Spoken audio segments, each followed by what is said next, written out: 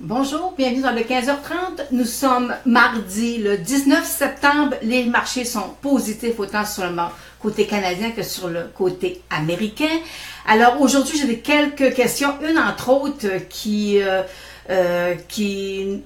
demande beaucoup de réflexion pour les gens qui présentement ont des fonds mutuels ou des ETF dans le secteur du marché obligataire.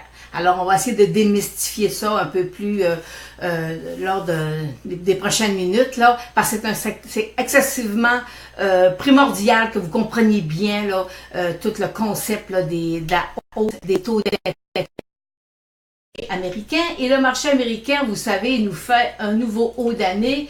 On est présentement à 22 378. On a fait le haut aujourd'hui à 22 386. Par contre, regardez, là on va, la moyenne mobile de 100 jours aller haussière, mon stochastique est revenu en territoire de surachat. Et regardez, là j'ai ma chandelle et j'ai des petits points qui montent. Alors on voit que la hausse se fait un peu plus lentement, c'est timide, là. Alors moi, ça me surprendrait pas de voir 2-3 jours de repli là, prochainement, mais on parle pas de correction, je parle de repli, ça serait tout simplement sain. Alors c'est pour le marché américain et le marché canadien est en haut de 75 points à 15 312. Et ce qui m'amène à vous parler, qu'est-ce qui peut bouger aujourd'hui les marchés, entre autres le marché canadien, c'est le secteur de la finance qui, vous le savez, on a eu une hausse de 0,25 points de base là, dernièrement. Alors, c'est ce qui fait que les marchés, le secteur bancaire a fait bien. Vous savez, j'ai des titres bancaires qui sont sur faiblesse, mais qui sont présentement en rebond. Alors, on vit avec le rebond, c'est correct. Ma moyenne mobile de 100 jours, elle est plate. Alors, on laisse accumuler. Pendant combien de temps? Ça peut durer 2-3 semaines. Là, la dernière fois, de mémoire, je pense que c'est ce que ça avait dit. Une période de 2-3 semaines où le marché finance là, canadien avait quand même été à la hausse. Alors, je vais vous mettre j'ai un client qui m'a... pas un client, non, c'est pas un client, excusez-moi. C'est un téléspectateur, disons, qui me posait la question et je vais aller vous mettre à l'écran son interrogation. Alors, lui, ce qu'il nous dit, il me dit que suite à la hausse des taux d'intérêt, ce qui l'a frappé autant à court terme qu'à long terme, c'est que la tendance baissière, ce qu'il voit depuis quelque temps là, sur la courbe. Il dit que vérifier d'autres FNB de titres à revenus fixes, et ils avaient à peu près tous la même tendance baissière. C'est-à-dire que ce n'est pas le bon moment de prendre position sur le revenu fixe. Il me semble que du revenu fixe est censé apporter de la stabilité au portefeuille. Il n'y a pas vraiment de bon ou de mauvais moment pour en acheter. Toutefois, cette tendance baissière m'a un peu surpris et stoppé. Alors, je vous comprends, c'est ça, c'est le système obligataire. Là, on parle, puis je vais aller vous mettre tout à l'heure la pondération de ce que vous avez regardé. Lorsqu'on parle de système d'obligation, c'est que le marché obligataire, on a la possibilité de revendre notre obligation en tout temps. Alors, si on prend une obligation pour 10 ans, exemple, j'avais un taux de rendement à 2% et pendant 10 ans, ils vont me donner 2%.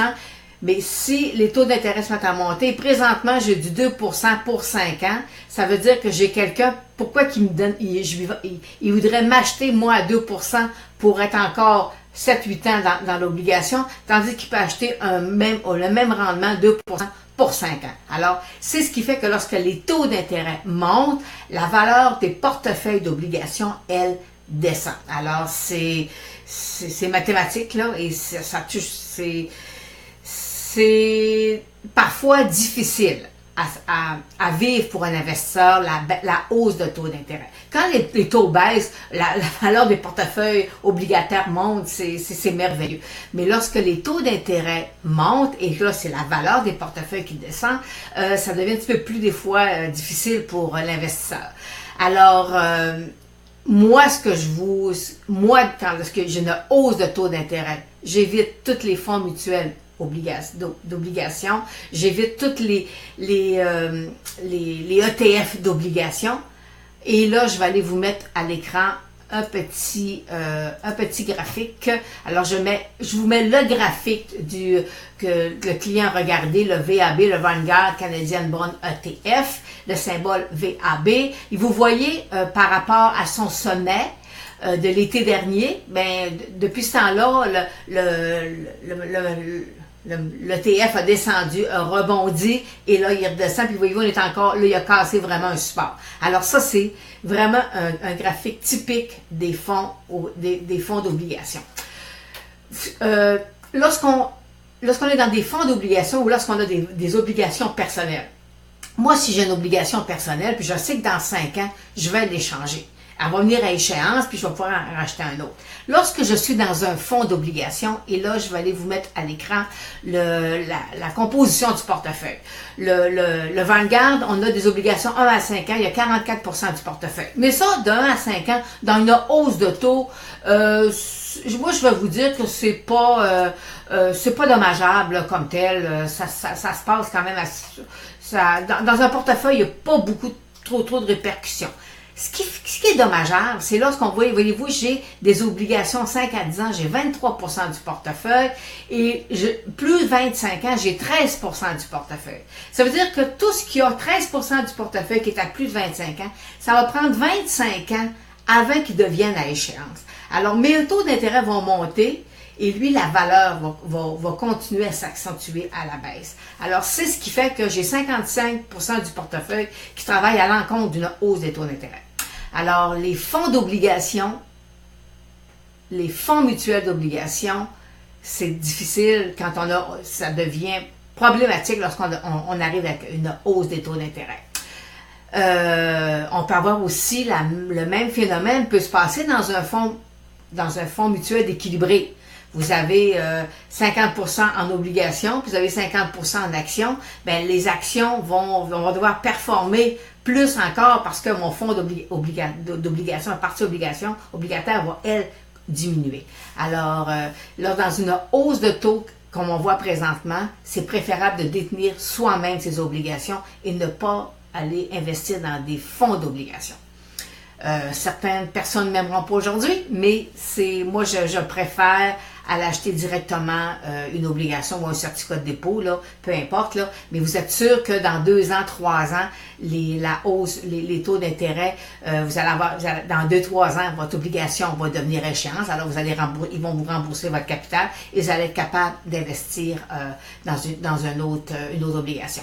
Et lorsqu'on est dans une tendance une hausse de taux, mais vous savez, commencer à vouloir faire la roue, là, 1 an, 2 ans, 3 ans, 4 ans, 5 ans, à ce moment-là, vous commencez tranquillement et plus les taux vont augmenter, vous allez toujours aller chercher un meilleur taux parce que vous allez toujours prendre du 5 ans. Ou des fois, même là que les taux d'intérêt deviennent un peu plus intéressants à 10 ans, là, à ce moment-là, on peut aller se placer à 10 ans. Alors, c'est comme ça vous allez commencer à aller chercher un rendement moyen supérieur sur votre partie obligataire. Alors, moi, je vous dis, évitez les fonds mutuels d'obligation.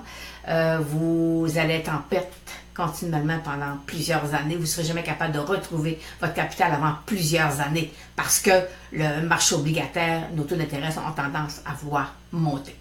C'est une bonne chose. Moi, je n'ai rien contre une hausse des taux d'intérêt parce que les gens qui vivent de leur retraite, le revenu, ben, vous savez, à 1%, ça fait des revenus assez maigres. Alors, il faut quand même aller chercher, là, vous savez, du 5%, là, je pense que c'est un minimum là, qu'on doit avoir là, sur l'ensemble de nos biens là, pour être capable de bien transiger, pour être capable d'avoir des bons revenus, là, c'est quand même c'est intéressant. Là, au moins du 5%, on est capable, après ça, on se dit, ben j'ai 5% de rendement sur 50% de mon portefeuille, ça veut dire que ça me donne un rendement de 2,5%, puis après ça, je vais chercher un 10% sur mon marché d'actions, c'est-à-dire que là, j'ai un 5%, j'ai un rendement moyen de 7,5%. 7,5%, ça commence à être acceptable là, pour les gens qui vivent de leur revenu. Mais ça, je vais vous refaire une vidéo qui va vous expliquer la pondération, comment pondérer son portefeuille là, lorsqu'on veut avoir du revenu. Puis sans nécessairement prendre excessivement de risques. Une question de Francine sur un titre. Elle me dit, Lynn, est-ce que le titre de Bellatrix, est-ce que c'est un titre bon pour le long terme? Alors moi, Francine, je vais vous dire, moi, personnellement, c'est un titre que j'ai dit à mes clients, c'est pour pêcheur en eau profonde.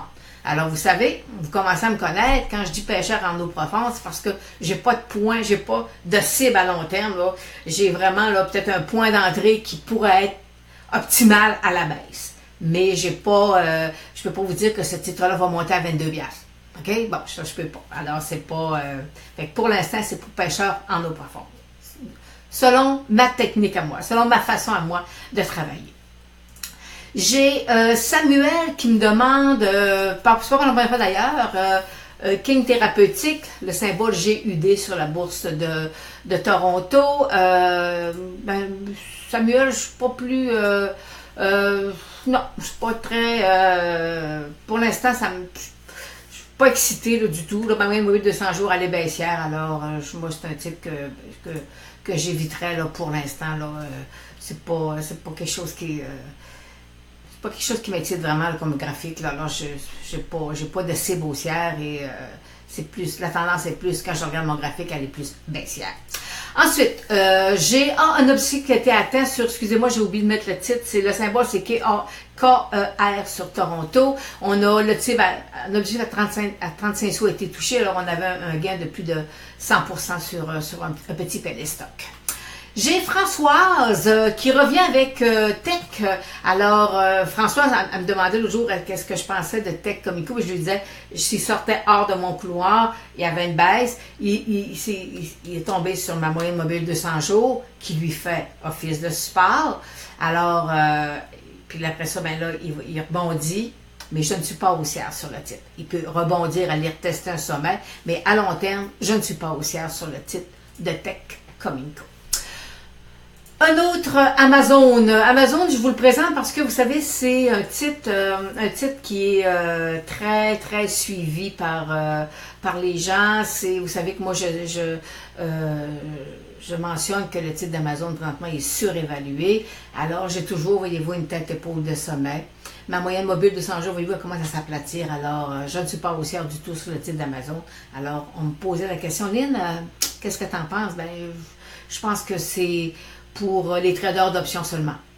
Mais la volatilité, elle est haute. Alors, les primes sont quand même assez élevées.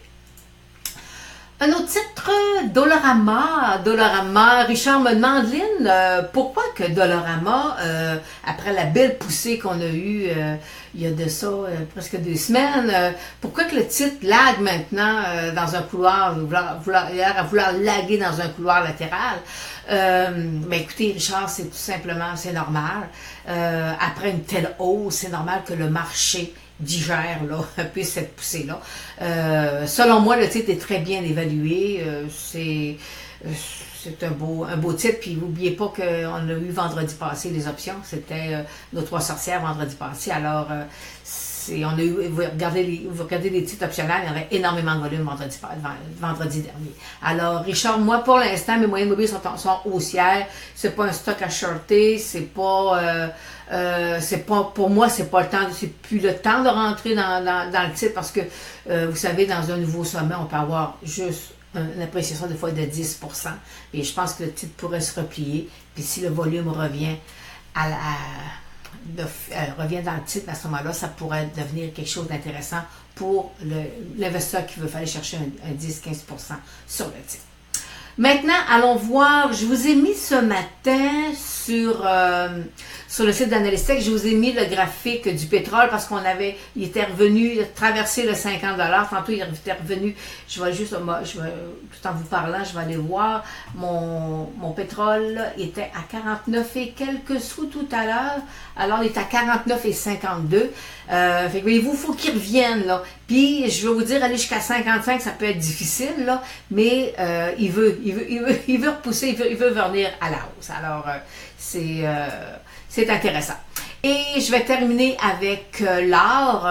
L'or est à 1311 présentement. Alors ce matin, j'ai un petit support à 1305. Sinon, ben, il pourrait descendre à 1290. Alors mais vous savez qu'à long terme, je suis pas haussière sur l'or. Là, moi, c'est plus le pétrole présentement qui m'intéresse comme pour aller prendre des positions sur les titres. Mais l'or, Non, moi, je suis toujours dans une vague 4 qui est haussière, mais qui devrait nous descendre, qui devrait nous donner une vague baissière. Alors, le Dow Jones nous a fait un nouveau sommet aujourd'hui. On est présentement à 22 375 en hausse de 44 points. Et le TSX est en haut de 75 points à 15 310. Alors, c'est ce qui termine présentement le 15h30. On devrait se revoir... la prochaine 15h30 sera jeudi, dans 2 jours. Alors j'attends vos questions, j'attends vos suggestions de titres que j'analyse pour vous. Et d'ici là, portez-vous bien et merci de me suivre et je vous dis à jeudi.